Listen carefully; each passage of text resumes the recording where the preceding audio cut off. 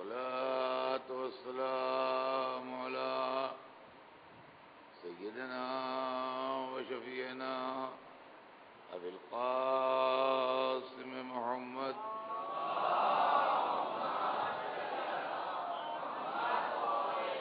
وآله الطيبين الطاهرين المعصومين ولعنة الله على أعدائهم أجمعين من يومنا هذا إلى يوم الدين. أما بعد فقد قال الله سبحانه تبارك وتعالى في كتابه المبين وهو أصدق الصادقين: تبارك الذي بيده الملك وهو على كل شيء قدير الذي خلق الموت والحياة ليبلوكم أيكم أحسن عملا. صلوات سيدنا محمد.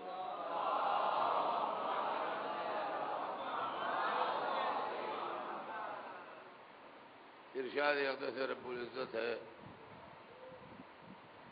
کہ برکت والا ہے وہ اللہ جس کے قبضے میں ملک ہے اور وہ ہر شے پر قادر. وہ اللہ جس نے موت اور زندگی کو خلق کیا تاکہ تمہیں آزمائے کہ تم میں بہترین عمل کون کرتا ہے. عزیزان گرامی، ہمارے آپ کے درمیان جو گفتگو ہے وہ حکومت الہیہ کے موضوع پر ہے اور روزانہ منزل بمنزل گفتگو آگے بڑھ رہی ہے. میں آپ کے سامنے پیغمبروں کی تاریخ سنا رہا ہوں. بڑے بڑے پیغمبر، اولوالعزم پیغمبر، جن کو اللہ نے اپنا میسج، اپنا پیغام، اپنا دین لے کے بھیجا،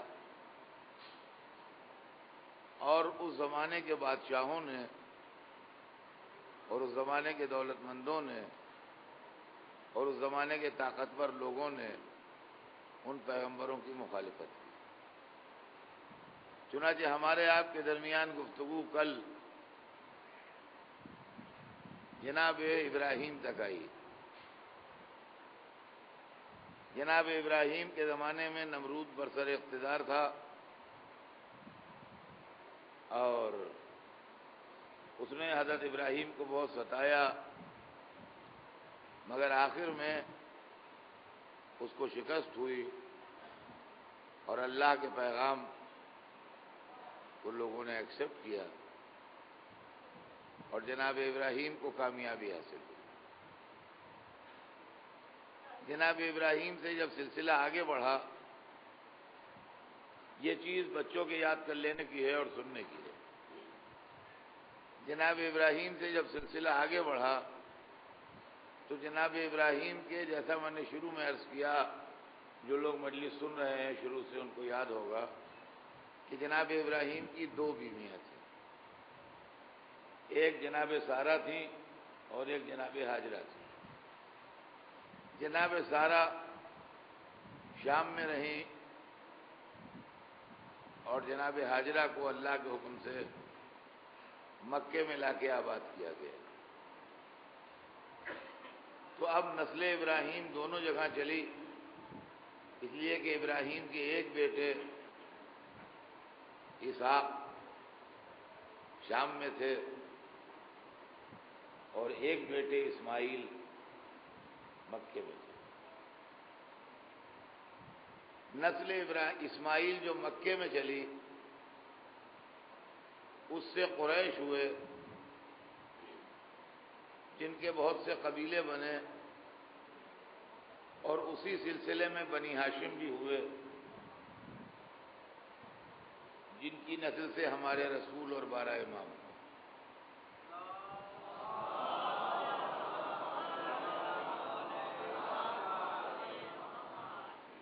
جناب ابراہیم کے دوسرے بیٹے جناب اسحاق بھی نبی تھے، ان کے صاحبزادے جناب یعقوب تھے. جناب یعقوب بھی نبی تھے. جناب یعقوب کے صاحبزادے جناب یوسف تھے. یعنی جناب ابراہیم جناب یوسف کے پردادا تھے. جناب یوسف جناب یعقوب کے بیٹے تھے. جناب یعقوب جناب اسحاق کے بیٹے تھے. اور جناب اسحاق جناب ابراہیم کے صاحبزادے تھے. چونکہ یوسف نبی تھے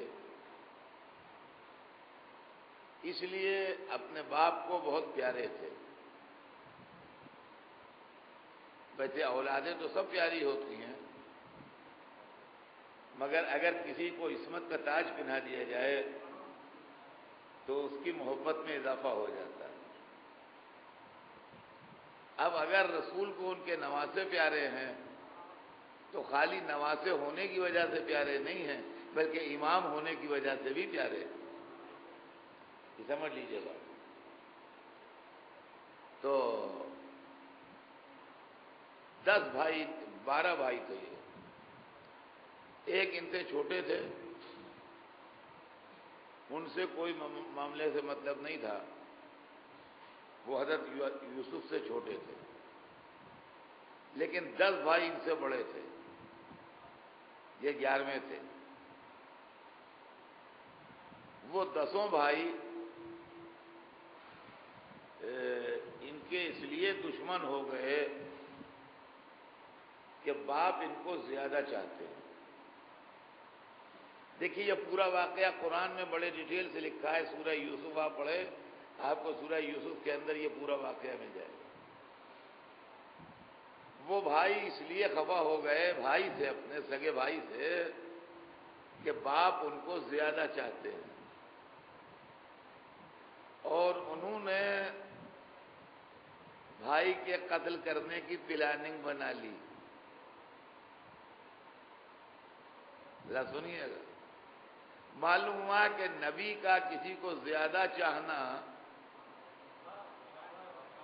ایک ایسا معاملہ ہے کہ سگے بھائی دشمن ہو جاتے ہیں. اب اگر امت اہل بیت کی دشمن ہو گئی تو حیرانی کس بات کی ہے؟ صلوات بھیجتے ہیں محمد.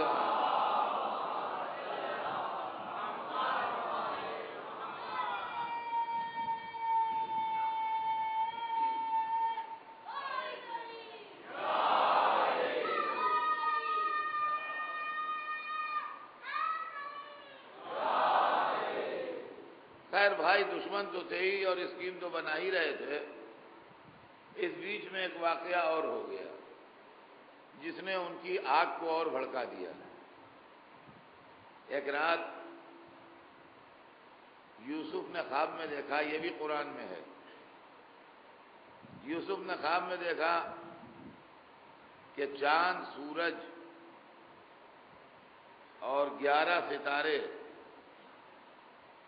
انہیں سجدہ کر رہے ہیں. چاند، سورج اور 11 ستارے انہیں سجدہ کر رہے ہیں. سوتے سوتے وہ اٹھے. ان کے والد جناب یعقوب جاگ رہے تھے. انہوں نے کہا بابا میں نے خواب میں دیکھا ہے کہ چاند، سورج اور 11 ستارے مجھے سجدہ کر رہے ہیں. تفسیر میں ہے کہ باپ نے بیٹے سے کہا کہ خواب بہت اچھا ہے، مگر دیکھو بیٹا اس کو اپنے بھائیوں سے نہ بیان کرنا ورنہ وہ تمہارے دشمن ہو جائیں گے. سوال یہ پیدا ہوتا ہے کہ خواب کی بات کا بھروسہ کیا ہے؟ میں خواب میں دیکھ لوں کہ میں ہندوستان کا بادشاہ ہو گیا ہوں اور سویرے اٹھ کے آرڈر دینے لگوں تو لوگ یہی کہیں گے کہ اچھے خاصے سوئے تھے، پتہ نہیں کیا ہو گیا، سو کے اٹھے ہیں تو بہکی بہکی باتیں کر رہے ہیں، پاگلوں کی سی باتیں کر رہے ہیں. خواب میں کچھ دیکھ لوں، خواب کی حیثیت کیا ہے؟ لیکن کسی کا یہ خواب میں دیکھنا کہ چاند، سورج اور 11 ستارے سجدہ کر رہے ہیں، ایسا ہے کہ سگے بھائی دشمن ہو جاتے، خواب میں دیکھنا اور ہے اور دنیا میں سب کے سامنے چاند سورج کا اطاعت کرنا اور ہے۔ اب جن کے اشارے پر سورج پلٹے، چاند دو ہو، ستارہ اترے، اگر دنیا ان کی دشمن ہو جائے تو تعجب کا کون سا مقام ہے؟ سوچنے کے قابل بات ہے عزیزان گرامی۔ کہا بیٹا اس کو اپنے بھائیوں سے نہ بیان کرنا ورنہ وہ تمہارے دشمن ہو جائیں گے۔ وہ تو انہوں نے نہیں بیان کیا، مگر جناب وہ خواب لیکیج ہو گیا۔ وہ کیسے لیکیج ہو گیا وہ بھی سن لیجئے، تفسیر میں لکھا ہے، قرآن میں تو نہیں ہے مگر تفسیر میں ہے کہ یہ جو 12 یا 10 بھائی تھے ان کی شادیاں بھی ہو چکی تھیں۔ ان میں کی ایک بھائی کی بیوی جاگ رہی تھی، انہوں نے سن لیا، انہوں نے صبح اٹھ کے اپنے میاں سے کہہ دیا، ان کے میاں نے سویرے اٹھ کے سب سن کے سب بھائیوں سے کہہ دیا۔ اس طرح پیغمبر کا گھر تباہ ہوا۔ معلوم ہوا کہ سلف سے ہوتا آیا ہے کہ بعض عورتوں کی وجہ سے پیغمبروں کے گھر تباہ ہوتے آئے ہیں۔ صلوات بھیج دیں محمد والے۔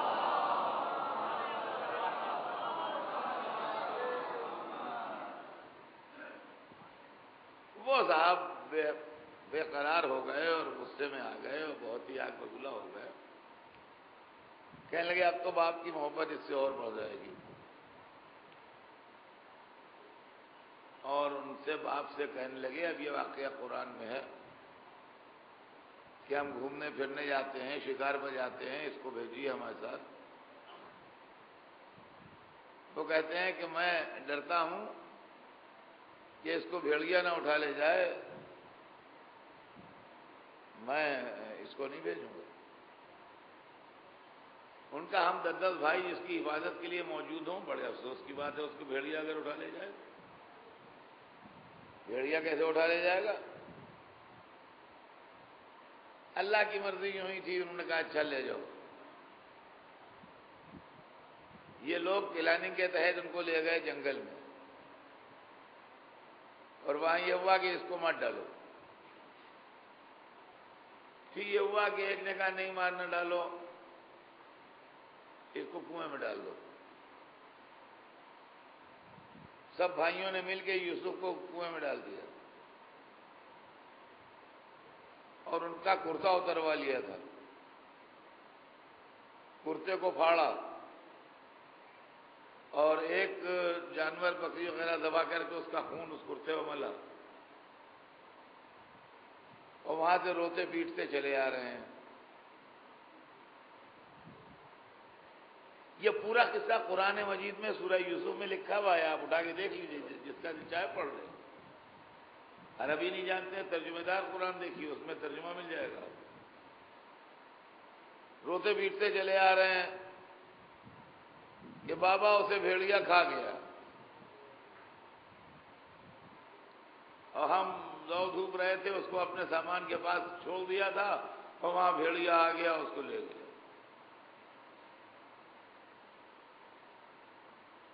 اب ذرا سا ایک منٹ بھر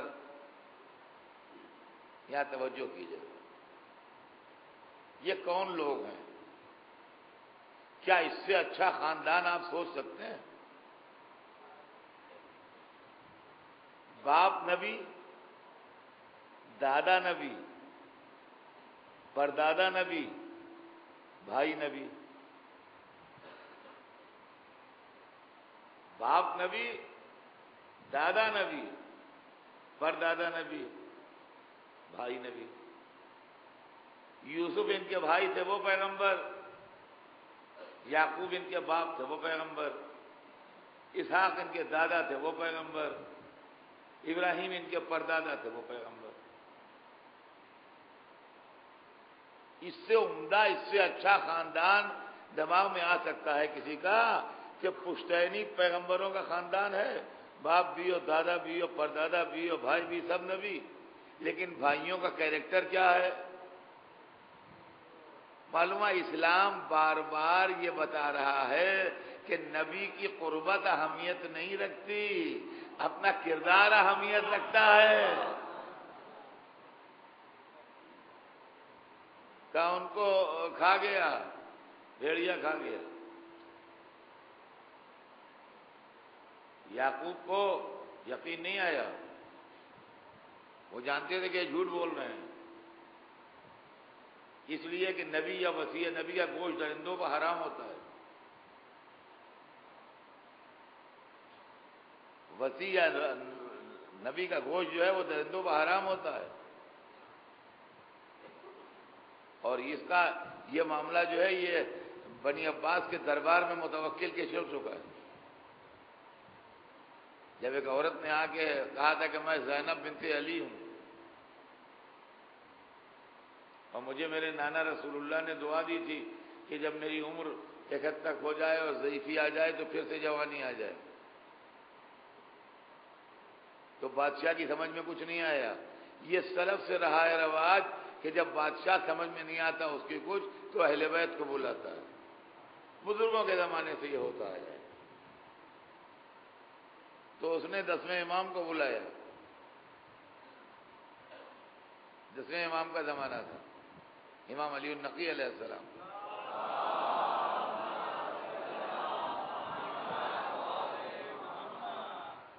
اور اس نے کہا دیکھیے یہ خاتون کیا دعویٰ کر رہی ہیں، یہ کہتی ہیں کہ میں زینب بنت علی ہوں، رسول اللہ کی نوازی۔ فرمایا اچھا، اگر یہ دعویٰ ہے تو ابھی اس کی تصدیق ہوئی جاتی ہے، اس میں کون سی بات ہے، ابھی تصدیق ہوئی جاتی ہے۔ مطلب کیسے تصدیق ہوگی؟ کہا تو نے جو شیر بھیڑیے یہ سب پال رکھے ہیں اس میں ان کو چھوڑ دے، اگر یہ رسول کی نواسی و علی کی بیٹی ہے تو جانور اس سے بولیں گے نہیں۔ ان کا ٹھیک ہے، کہا بی بی آئیے جائیے وہاں جا کے ذرا دکھائیے۔ اور وہیں پہ معافی مانگنے لگی، رونے لگی کہ نہیں مجھ سے غلطی ہوئی، میں وہ نہیں ہوں۔ بات یہاں پر ختم ہو جاتی، مگر اہل بیت کی دشمنی تو اپنا گل کھلاتی ہے نا۔ وہیں ان کہا کہ آپ کا بھی تو دعویٰ ہے کہ آپ ان کے وارث ہیں۔ کہا ہے، تو آپ جا کے دکھائیے، کیا چلو چلو۔ تو بادشاہ نے کہا نہیں نہیں نہیں، ابھی نہیں، ابھی نہیں۔ بظاہر اس نے مخالفت کی، لیکن اصل میں اس کا راز دوسرا تھا۔ وہاں پر تو اس نے کہہ دیا ابھی نہیں، اور اس کے بعد اس نے جو وہاں کا نگراں تھا جو ان کو گوشت ووشت وغیرہ دیتا تھا کھانے کے لیے، اس نے کہا 3 دن جانوروں کو بھوکا رکھو، کچھ نہ دو۔ 3 دن بھوکے رکھے گئے۔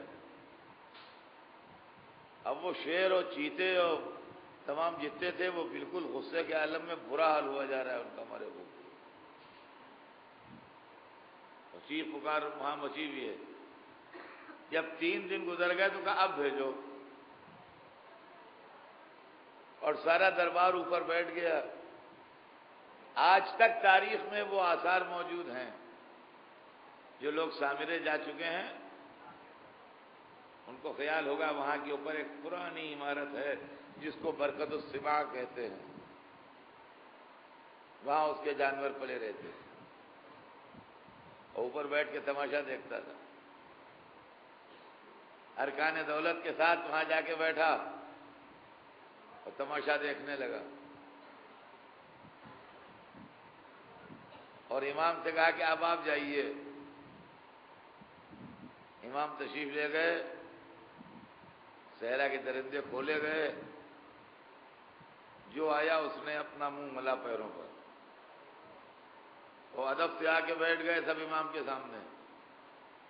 گویا وہ درندے زبان حال سے کہہ رہے تھے کہ ہم درندے ضرور ہیں مگر ہم عظمت پہچانتے ہیں، وہ انسان درندوں سے بدتر ہے جو نہ پہچانے۔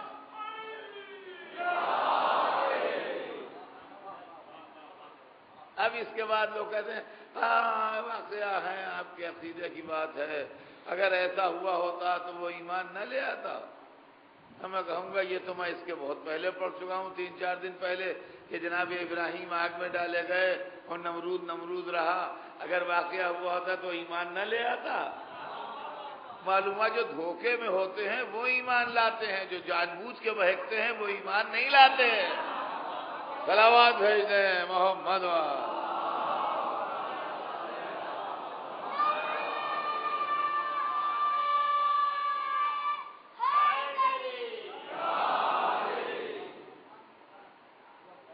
تو تاریخ کہتی ہے کہ بھیڑیے نے بھی آگے کہا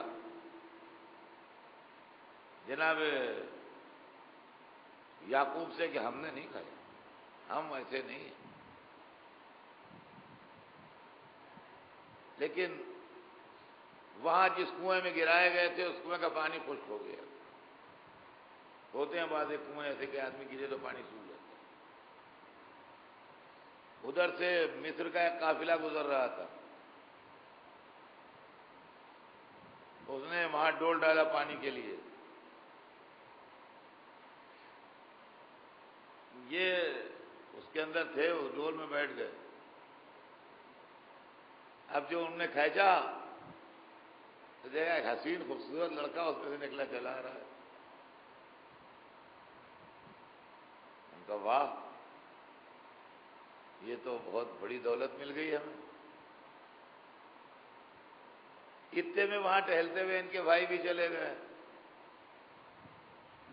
کتنے بد نصیب تھے وہ بھائی جو یوسف جیسے نبی کو چند کھوٹے درہموں میں بیچ آئے۔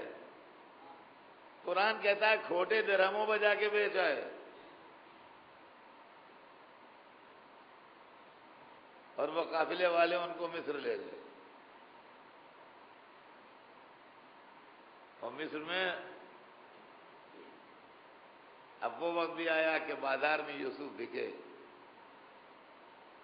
شاید مذہب نے اسی لیے اس واقعے کو ریکارڈ بنا دیا اور قرآن پاک میں لکھ دیا کہ اگر اللہ کے بڑے لوگ بازاروں میں بک جائیں تو اس سے ان کی عظمت میں کمی نہیں پڑتی۔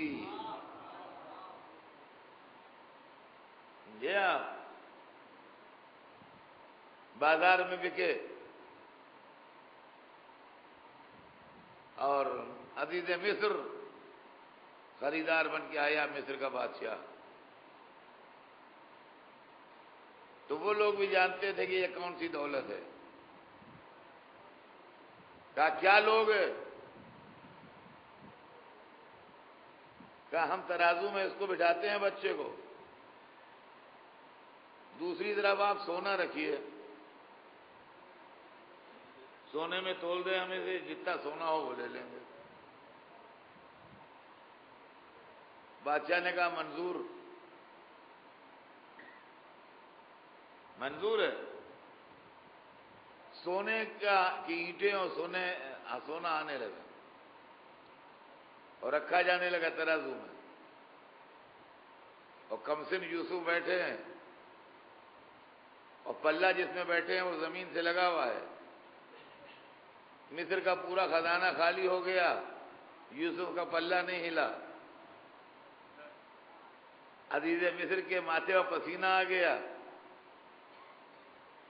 اس کی ساری دولت خزانے سے نکل کے آ گئی اور ایک بچے کو خرید نہیں پایا۔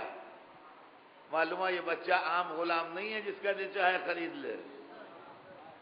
جب اس کو اپنے بے بدعاتی اور مفلسی کا احساس ہو گیا اور یہ محسوس کر لیا اس نے کہ میں اس کو خرید نہیں سکتا، تو یوسف نے بلایا، کیا کہا کیا سیریس ہو مجھے خریدنے میں؟ کہا ہاں۔ کہا لاؤ ایک پرچہ دو مجھے۔ اب اس زمانے میں جو بھی پرچے کی شکل ہوتی ہو، کاغذ ہوتا ہو یا درخت کی چھال ہوتی ہو یا جو بھی ہوتا ہو،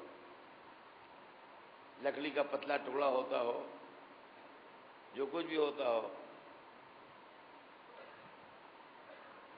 اس کو دیا گیا یوسف کو. یوسف نے اس پر کچھ لکھا، کہا اس کو اس پلے میں رکھ دو جس میں سونا رکھا ہے. وہ ٹکڑا اس پلے میں رکھ دیا گیا. یوسف کا پلہ ہلکا ہو گیا، وہ پلہ بھاری ہو گیا. کہا یہ کیا ہوا؟ تفسیر کہتی ہے کہ یوسف نے اس پر بسم اللہ الرحمن الرحیم لکھا تھا. نبی تھے نا، لہذا بتا دیا کہ سونے پر نہیں بکوں گا، اللہ کے نام پر بکوں گا. اللہ کے نام پر بکوں گا، سونے پر نہیں بکوں گا. اور یا پھر بھائی مصر کے بازار میں یہ بھی معاملہ ہو رہا ہو کہ بسم اللہ بغیر نقطے کے نہیں ہوتا، تو جب یوسف کے ساتھ بے کا نقطہ تلا، صلوات بھیج دیں محمد.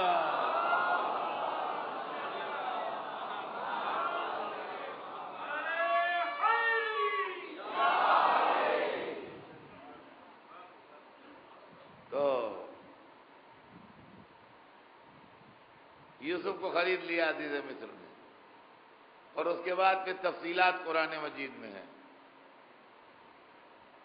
اور ساتھ ہی ساتھ جو کچھ بھی واقعات ہیں وہ سب بہرحال ہوتے ہوتے وہ قید خانے میں رہے اور کہاں رہے. اور اس کے بعد پھر انہوں نے خواب کی تعبیریں دیں، اور پھر عزیز مصر نے ان کو بلایا اور بلا کے اپنا معتمد بنایا. اور عزیز مصر کے مرنے کے بعد وہ مصر کی حکومت پر قابض ہوئے. اور جب مصر کی حکومت پر ان کا قبضہ ہو گیا تو ان کے بھائی بھوکے پیاسے پریشان حال ان سے غلہ لینے آئے. قرآن کہتا ہے وہ ان کو پہچان نہیں پائے. یوسف نے پہچان لیا، ان کو غلہ بھی دیا اور ان کے پیسے جو لائے تھے دے دیے تھے انہوں نے پیسے اس کے، وہ بھی واپس کروا دیے. اور کہا تمہارا کوئی اور بھائی بھی ہے؟ کہا ایک ہے.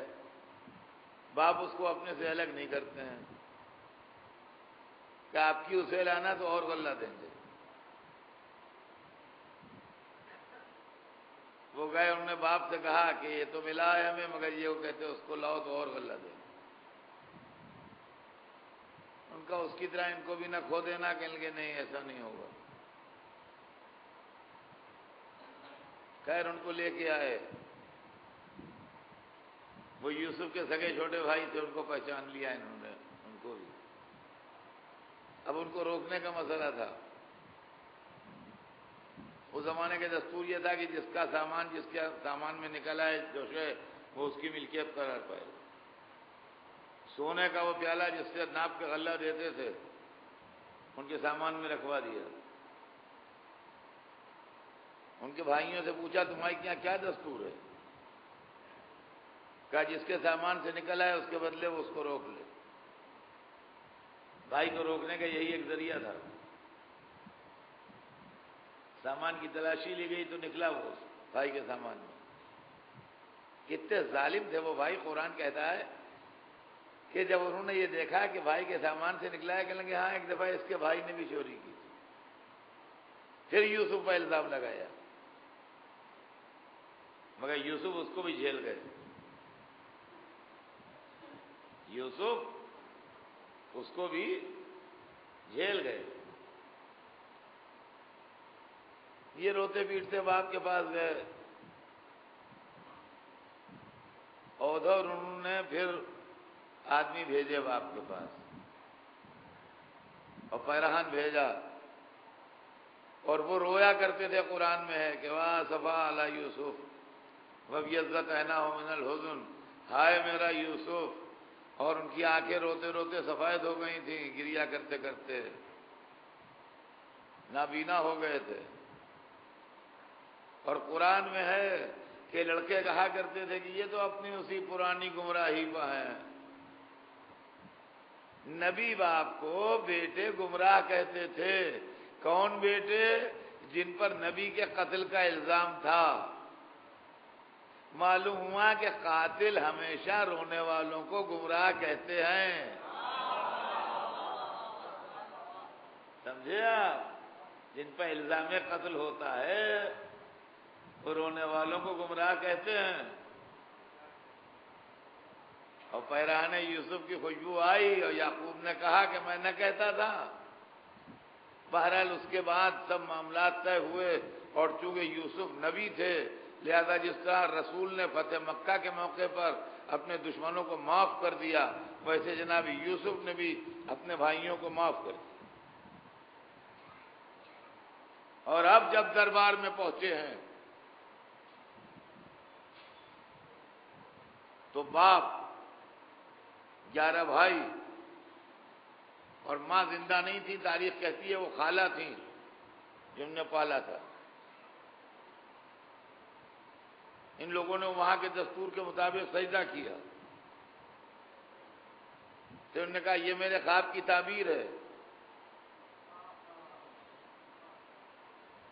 سوال یہ پیدا ہوتا ہے یہ اسلام میں جو سجدے ہو رہے ہیں اس کا قرآن کوئی نوٹس نہیں لے رہا ہے. آدم کو فرشتے سجدہ کر رہے ہیں، یوسف کو ان کے بھائی سجدہ کر رہے ہیں، اور قرآن یہ نہیں کہتا کہ سجدہ غیر اللہ کے لیے نہیں ہے، صرف اللہ کے لیے ہے. کچھ عجیب و غریب چکر ہے، ہماری تو کوئی سمجھ میں نہیں آتا. اس لیے کہ ہم تو اگر کسی کی ڈیڑھی کے اوپر بوسہ دیتے ہیں تو لوگ کہتے تھے کہ سجدہ کر رہے ہیں، کفر کر رہے ہیں، شرک کر رہے ہیں. حالانکہ ہم سجدہ نہیں کرتے، بوسہ دیتے ہیں. لیکن ذرا سی شکل مل جاتی ہے تو الزام لگ جاتا ہے سجدہ کرنے کا. اور جہاں لفظ سجدہ خود استعمال ہو رہا ہے وہاں پر خاموش بیٹھے ہوئے ہیں، کچھ نہیں کہہ رہے ہیں. صلوات بھیج دیں محمد.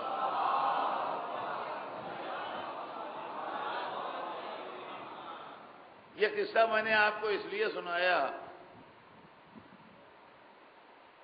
کہ اس طریقے سے یہ خاندان شام سے مصر منتقل ہوا. جناب اسحاق کا ایک نام، یعقوب کا ایک نام، جناب یعقوب کا ایک نام اسرائیل بھی تھا. جناب یعقوب کا ایک نام اسرائیل بھی تھا. ان کی اولاد بنی اسرائیل کہلائی. بنی اسرائیل کو اللہ نے مصر میں حکومت دی. یوسف مصر کے حکمران قرار پائے. اس کے بعد یہ حکومت بنی اسرائیل کی نسل میں رہی.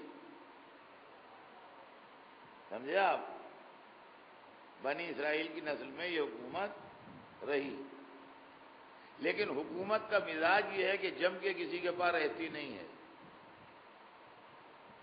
جب دولت مندی کی عادت پڑ جاتی ہے اور عیش و عشرت کا مزہ مل جاتا ہے اور ظلم و ستم کا چسکا لگ جاتا ہے تو حکومتیں ظلم کرنے لگتی ہیں. اور جب ظلم شروع ہو جاتا ہے تو اللہ ظالم کا طبقہ الٹ دیتا ہے. یہ دستور کائنات ہے. چنانچہ بنی اسرائیل کے اچھے لوگ جب ختم ہو گئے اور خراب لوگ اس کے اندر بہت زیادہ پیدا ہو گئے اور ان کی حکومت ظلم و جور و ناانصافی کا نمونہ بن گئی تو اللہ نے ان کی حکومت ختم کر دی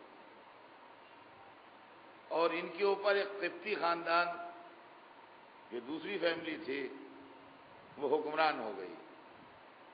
جس خاندان پہ فرعون ہوتے تھے. فرعون بھی پراپر ناؤن نہیں ہے، فرعون بھی ایک ٹائٹل ہے. مصر کے بادشاہ کو فرعون کہا جاتا تھا. نام اس کا کچھ اور ہوتا تھا، فرعون اس کا خطاب تھا. جیسے شہنشاہ ویسے فرعون. یہ فرعون جو موسیٰ کے زمانے میں تھا اس کا نام تھا رامسیس سیکنڈ.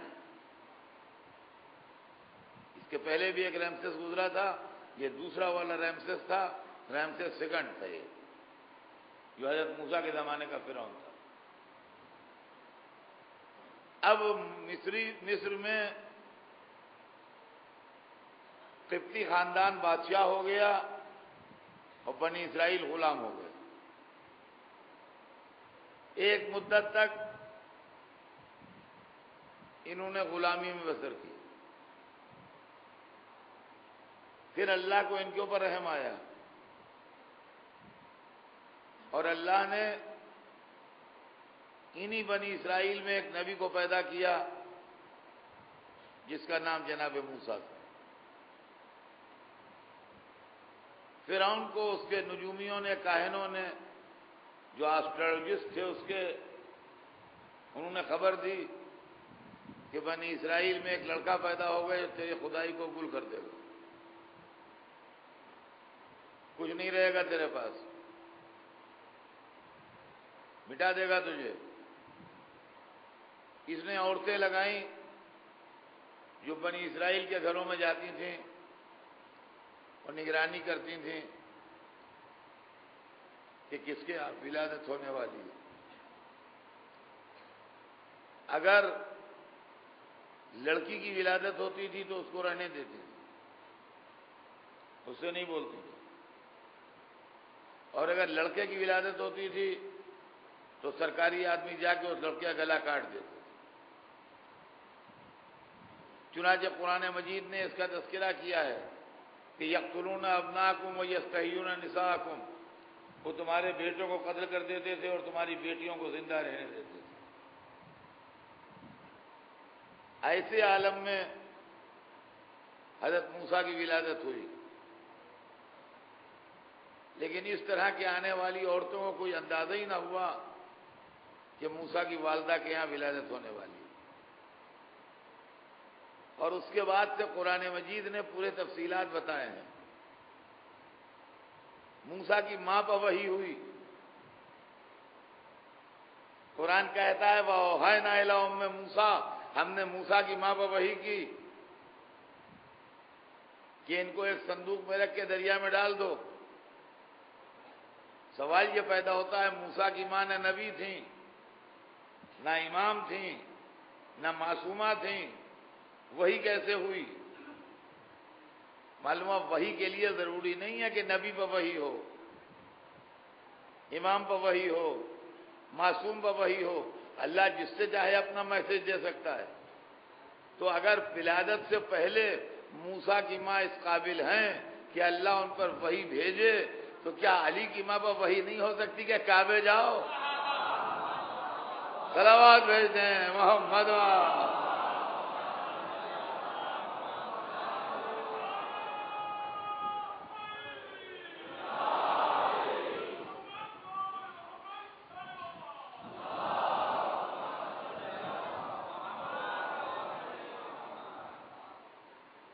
اس لیے کہ صاحب یہ معاملہ جو ہے وہ صلوات کے نعرے تو خیر مومنین لگاتے ہیں، لگانا چاہیے انہیں، اس لیے کہ خوشی کی بات ہے اور جوش عقیدت میں لگتے ہیں. مگر غور طلب مسئلہ یہ ہے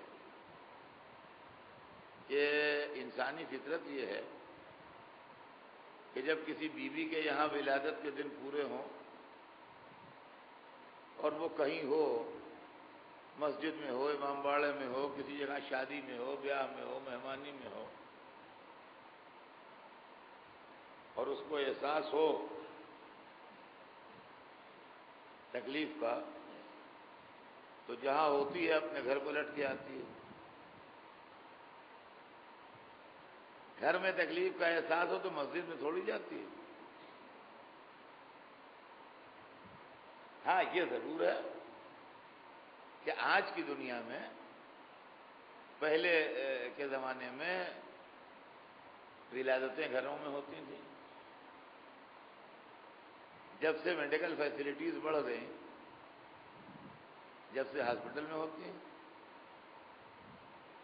تو یہ ضرور ہے کہ جس ہاسپٹل کا کارڈ بنا ہوتا ہے، پرچہ بنا ہوتا ہے، اگر تکلیف پیدا ہوتی ہے تو وہاں پہنچ جاتی ہے. تو میرا تو یہی عقیدہ ہے کہ وہی کا اشارہ لایا. اس لیے کہ اگر آپ کہیے کہ دعا مانگنے آئی تھیں اور دعا مانگ کے چلی جاتی تو وہ بات بھی میرے حلق سے اترتی نہیں ہے. اس لیے کہ دعا جو ہے ہمیشہ عبادت خانے کے دروازے پر مانگی جاتی ہے، عبادت خانے کے پیچھے جا کے نہیں مانگی جاتی.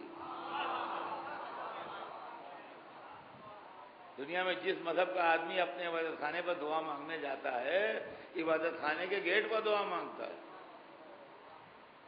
کوئی یہاں مسجد میں دعا مانگنے آئے گا، وہاں جا کے دعا مانگے گا گیٹ پر، ادھر پیچھے آن کے تھوڑی مانگے گا۔ بنت اسد کا پشت کعبہ پر جانا درے کعبہ پر آنے سے پہلے اس بات کی دلیل ہے کہ وحی کا اشارہ جہاں لایا وہاں گئی۔ خیر بہرحال قرآن نے کہا وَأَوْحَيْنَا إِلَىٰ أُمِّ مُوسَىٰ، ہم نے موسیٰ کی ماں پر وحی کی، اور جب جناب موسیٰ پیدا ہوئے اور انہوں نے صندوق میں رکھ کے ان کو دریا کے حوالے کر دیا، اور صندوق دریا میں بہتا ہوا چلا۔ ماں تو کلیجے اور پتھر رکھ کے ہٹ آئی، مگر جناب موسیٰ کی بہن تھی سگی بڑی، جن کا نام کلثوم تھا، وہ دریا کنارے کنارے چلی۔ ادھر بھائی کا صندوق بہتا ہوا جا رہا ہے اور ادھر بہن اس کو دیکھتی بھی جا رہی ہے کہ میرا بھائی اس کے اندر آرام سے ہے، خیریت سے ہے۔ یہاں تک کہ ایک اسٹیج وہ آئی کہ فرعون کا محل دریا سے ملا ہوا بنا تھا، اب جانے کا راستہ نہیں تھا آگے، تو محل کی دیوار سے لگ کے جھانک کے دیکھنے لگی۔ ابھی صندوق نظروں سے اوجھل نہیں ہوا تھا کہ جگہ 2-3 آدمی محل سے دریا میں کودے اور صندوق کو پکڑ کے گھسیٹ کے محل کے اندر لے گئے۔ بہن کی صورت سے بچتی بچاتی محل کے دروازے تک گئی۔ ہوتی ہوگی اس زمانے میں بھی سیکورٹی وغیرہ، مگر آج کا جیسا زمانہ نہیں ہوگا۔ ایک بیچاری کمزور لڑکی، اس کو کسی نے نہیں روکا کہ یہ ترکیب سے محل کے اندر چلی گئی، اور جب چلی گئی محل کے اندر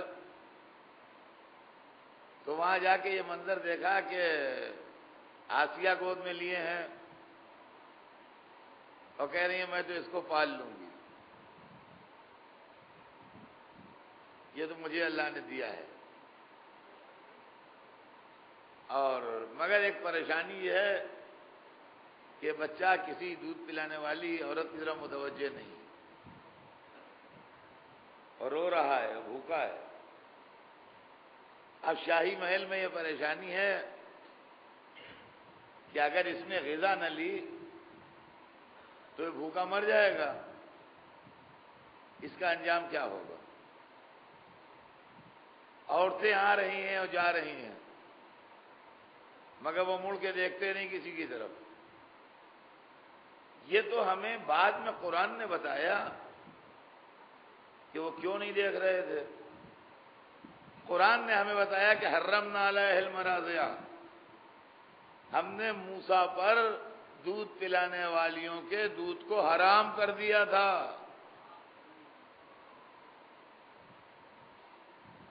ہم نے موسیٰ پر دودھ پلانے والیوں کے دودھ کو حرام کر دیا تھا، اس لیے موسیٰ متوجہ نہیں تھے۔ معلوم ہے ایک دن کے موسیٰ میں اتنی ہوشیاری ہے کہ کیا حرام ہے کیا حلال ہے، ان کو معلوم ہے یہ بات۔ معلوم ہے نبی جو ہوتا ہے وہ کم سنی اور جوانی میں فرق نہیں کرتا ہے، ہمیشہ ایک جیسا ہوتا ہے۔ اور اس وقت قرآن کہتا ہے، پورا واقعہ قرآن میں لکھا ہے کہ انہوں نے کہا حضرت موسیٰ کی بہن نے کہ ایک کو میں بھی جانتی ہوں، کہ یہ بلا لاؤں شاید اس کا دودھ پی لے۔ یہ نہیں کہا کہ میری ماں ہے یا اس کی ماں ہے یا کیا ہے کیا ہے، یہ کچھ نہیں۔ قرآن کہتا ہے کہ انہوں نے یہی کہا کہ ایک کو میں بھی جانتی ہوں کہ یہ بلا لاؤں۔ تو یہ مالدار طبقہ جو ہوتا ہے اپنی غرض پر بڑا بااخلاق ہوتا ہے اور بڑی میٹھی میٹھی باتیں کرتا ہے۔ ہم نے کہا ہاں بیٹیا جاؤ جلدی جاؤ، دوڑ کے جاؤ بلا لاؤ۔ خیر صاحب وہ دوڑی بھی اپنے گھر آئیں، ماں سے واقعہ بیان کیا، کہا میں یہ کہہ کے آئی ہوں، چلیے ماں کو لیے ہوئے آئیں، اور جیسے ہی عیسیٰ جناب موسیٰ آغوش مادر میں پہنچے، ویسے انہوں نے شیرین و شرمانا شروع کر دیا، اور قرآن نے یہ کہا کہ چیپٹر کلوز کر دیا کہ اس طرح ہم نے ماں کو بیٹے سے ملا دیا۔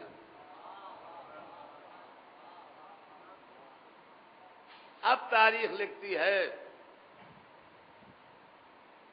کہ 60,000 بچے بنی اسرائیل کے مارے گئے، 60,000، اس شبہ میں کہ کہیں یہ موسیٰ نہ ہو۔ معبود تیرا جلال کیا ہوا؟ تیرا غضب کیا ہوا؟ 60,000 بے گناہ معصوم بچے مار دیے گئے اور قاتلوں پر عذاب نہیں آیا؟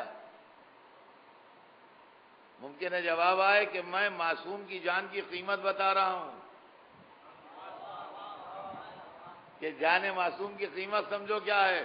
جب موسیٰ اتنے قیمتی ہیں تو آل محمد کتنے قیمتی ہوں گے۔ اور عزیزان گرامی، مصر کے محل میں موسیٰ پلے، یہ فرعون کی خدائی کا ایک تماچا تھا پروردگار کا، کہ تو اگر چاہتا ہے کہ یہ نہ پلیں اور نہ پیدا ہوں تو کسی دور افتادہ جنگل میں ہم نہیں پیدا کریں گے کہ وہ وہاں سے جوان ہو کے آئیں اور تیری خدائی کو ختم کر دیں۔ تیرے ہی کیپٹل میں پیدا ہوں گے، تیرے محل میں پلیں گے، پیسے تیرے خرچ ہوں گے، خادم تیرے ہوں گے، اطاعت گزار تیرے ہوں گے، انتظامات تیرے ہوں گے، اور سب کچھ تیرا ہوگا، محل تیرا ہوگا، پلے گا میرا موسیٰ۔ معلوم ہوا کہ مزاج مشیت یہ ہے کہ اگر خدا والے کو کوئی مٹانا چاہتا ہے تو اللہ اس کو باقی رکھتا ہے۔ اب جب دنیا کے بادشاہ فرعون صفت علی کو مٹانے کے لیے اٹھے تو ان کا کتابیں تمہاری ہوں، راوی تمہارے ہوں، مورخ تمہارے ہوں، محدث تمہارے ہوں، اور تمہاری کتابوں میں فضائل علی یوں رہ جائیں جیسے قصر فرعون میں موسیٰ رہ گئے۔ صلوات بھیج دیں محمد۔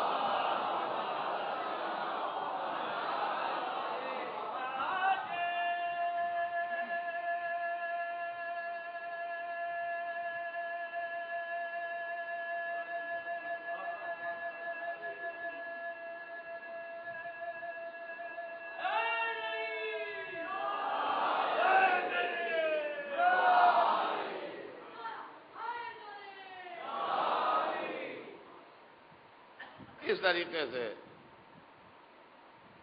موسیٰ پلے ہیں۔ اور عزیزان گرامی، قرآن مجید میں جن عظیم عورتوں کا تذکرہ ہے اور جن کا خاص طور سے نام لیا جاتا ہے، ان میں جناب موسیٰ کی بہن بھی ہے۔ وہ 4 بیویاں جناب سارہ، جناب کلثوم، اس میں ہیں جناب موسیٰ، جناب مریم، جناب کلثوم بھی اسی میں شامل ہیں، جناب آسیہ۔ اب یہاں صرف رول اتنا ہے کہ تھوڑی دیر بھائی کے اس صندوق کے ساتھ چلی ہیں جس میں بھائی تھا، تو اگر بہن چند قدم بھائی کے صندوق کے ساتھ دریا کنارے چلی تو اللہ کو یہ ادا اتنی پسند آئی کہ تاریخ کی عظیم عورتوں میں اس کا نام آ گیا۔ تو اگر کوئی بہن اپنے بھائی کے ساتھ مدینے سے کربلا تک اور پھر بھائی کے سر کے ساتھ کربلا سے شام تک گئی ہو اور بھائی کے مشن کی تبلیغ کرتی ہوئی گئی ہو اور بھائی کے مقصد کو دنیا تک پہنچاتی ہوئی گئی ہو، تو سوچیے اللہ کی سرکار میں اس بہن کی کیا عظمت ہوگی اور اس بہن کا کیا وقار ہوگا۔ اسلام کی تاریخ میں ماں بیٹے کا رشتہ بھی بے مثال نظر آتا ہے، کہیں کہیں بہن بھائی کا رشتہ بھی نظر آتا ہے، زوج و شوہر کا رشتہ بھی نظر آتا ہے۔ عزیزان گرامی، دنیا میں بہنیں گزری ہیں، مگر قربان جائیے حسین کی بہن کے، جنہوں نے اپنے بھائی کے مشن کو زندہ کیا، مصیبتیں جھیلیں، تکلیفیں اٹھائیں، غم برداشت کیے، لیکن بھائی کے مقصد کو آسمان تک پہنچا کے دم دیا۔ عزیزوں، یہ 7ویں رات آ گئی۔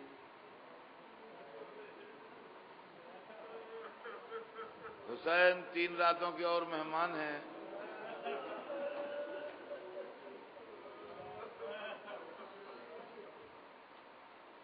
اور اس کے بعد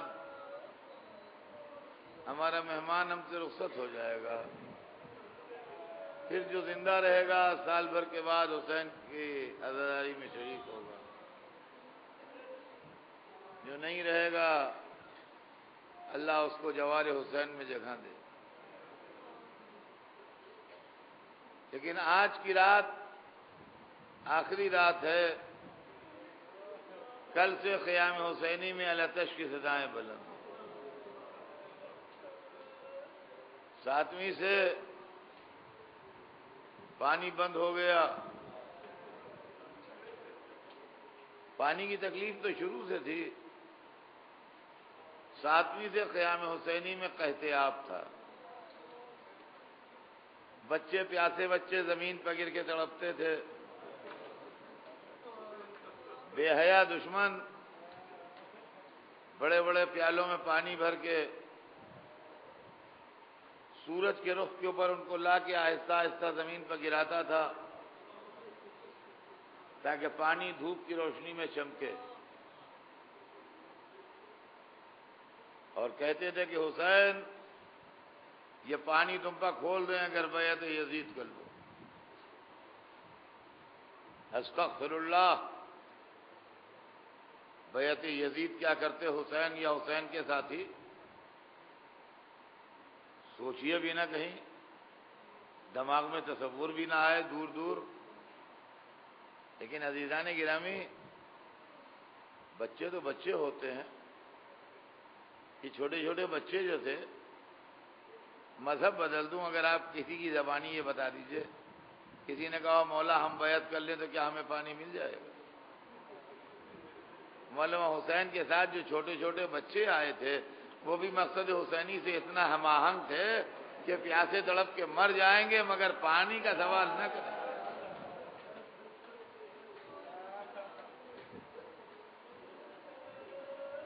آج 7ویں رات ہے،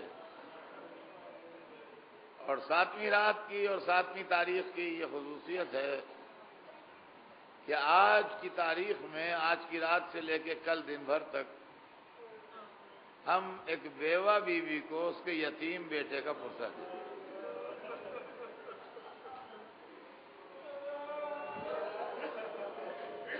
آوازیں بلند ہیں آپ کی۔ عزیزان محترم، اور طلب بات یہ ہے کہ بیوہ عورت کی زندگی میں اس کا بیٹا اس کا آخری سہارا ہوتا ہے، اس لیے کہ اس کے شوہر کے بعد اس کی زندگی اجڑ جاتی ہے، ویران ہو جاتی ہے۔ زندگی میں بہار کی امید یہی ہوتی ہے کہ بیٹا جوان ہوگا، اس کا گھر آباد ہوگا، اس کے بچے ہوں گے، اس کا خاندان ہوگا، اور وہ ہماری زندگی کی آبادی کا بھی سبب بنے گا۔ آپ سوچئے وہ ماں جس کی امیدوں کا پانی پھر گیا، جس کی حسرتیں قربان ہو گئیں، جس کا 13 برس کا نونہال کربلا کے میدان میں گھوڑوں کی ٹاپوں سے پامال ہو گیا،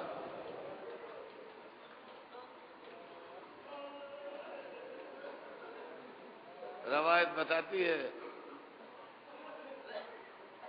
قاسم نے اجازت طلب کی، حسین اجازت نہیں دے رہے تھے۔ محزون و مغموم خیمے میں آ کے بیٹھے۔ جب باپ دنیا سے جا رہے تھے تو قاسم 3 سال کے تھے۔ باپ نے بازو پر تعویذ باندھا تھا، یہ کہہ کے باندھا تھا کہ جب کسی ایسی مصیبت میں گرفتار ہونا کہ کوئی حل سمجھ میں نہ آئے تو اس کو کھول کے پڑھ لینا۔ چچا نے بھتیجے کو اتنے پیار سے پالا کہ بھتیجے کو کبھی زندگی کی سختیوں کا احساس ہی نہ ہوا۔ اب کربلا میں یہ مصیبت آئی کہ ہر ایک مقتل کو جا رہا ہے، قاسم کو اجازت نہیں ملتی۔ باپ یاد آئے، باپ کا بازو پر باندھا ہوا تعویذ یاد آیا۔ تعویذ کو کھولا تو وہ خط تھا، باپ کا خط بیٹے کے نام، اور اس میں لکھا تھا کہ میرے بیٹے قاسم، جب میرا بھائی حسین مصیبت میں گرفتار ہو تو اپنی جان دے دینا، اپنی قربانی پیش کر دینا۔ روایت بتاتی ہے خوشی خوشی وہ خط لیے ہوئے چچا کی خدمت میں آئے۔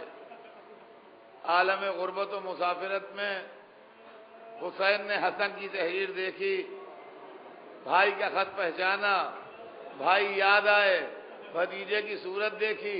روایت بتاتی ہے کسی شہید کو رخصت کرتے وقت حسین اتنا نہیں روئے جتنا قاسم کو رخصت کرتے وقت۔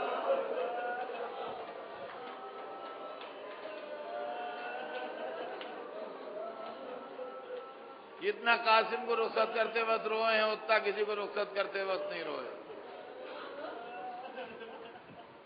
سہارا دے کے گھوڑے پر سوار کیا، اور جب قاسم جانے لگے تو غریبان چاک کر دیا۔ میں کہوں گا اے میرے مولا، غلاموں کی جانیں نثار، یہ غریبان کیوں چاک کر دیا؟ کہا تاکہ اپنے دادا کے سامنے فریادیوں کی شکل میں جائے۔ یہ 13 سال کا بچہ میدان جہاد۔ اور عزیزان گرامی، قاسم نے قیامت کا جہاد کیا۔ تاریخ لکھتی ہے کہ تلوار چلاتے جاتے تھے، اور رجس تاریخ کے اندر محفوظ ہیں جو قاسم پڑھ رہے تھے، کیا تم مجھے نہیں جانتے؟ میں قاسم ہوں، حسن کا بیٹا، علی کا پوتا۔ تلوار چلاتا رہوں گا اور اپنے چچا سے دشمنوں کو دفاع کرتا رہوں گا۔ کھڑے کھڑے ارزق شامی کے 4 لڑکوں کو مارا، ارزق شامی کو مارا، فوج کے بادل میں ٹوٹ پڑے۔ حمید کہتا ہے کہ ایک شخص نے یہ بات کہی کہ یہ لوگ غلط لڑ رہے ہیں، یہ لڑکا سب کو مار ڈالے گا۔ کہا کہ اتنے اس کی جان کو ہیں، تجھے کیا پریشانی ہے؟ کہا نہیں، یہ سامنے سے آگے لڑ رہے ہیں، یہ سب مارے جائیں گے، یہ بنی ہاشم ہیں، ان کے سامنے سے نہیں لڑا جاتا، ان کو دھوکے سے مارا جاتا ہے۔ اور تاریخ بتاتی ہے کہ وہ زہر میں بجھا ہوا نیزہ لے کے حضرت قاسم کے پیچھے پیچھے بزدلوں کی طرح دبے پاؤں چلتا رہا، اور ایک منزل پر جب قاسم پر حملہ کیا، گھوڑے سے نیچے گرے، آواز دی یا اماں، اے چچا میری خبر لیجئے، اے چچا میری خبر لیجئے۔ حسین لاشے پائے، منہ پہ منہ رکھ دیا، بیٹا تیرا چچا آ گیا، مگر تیری کوئی مدد نہیں۔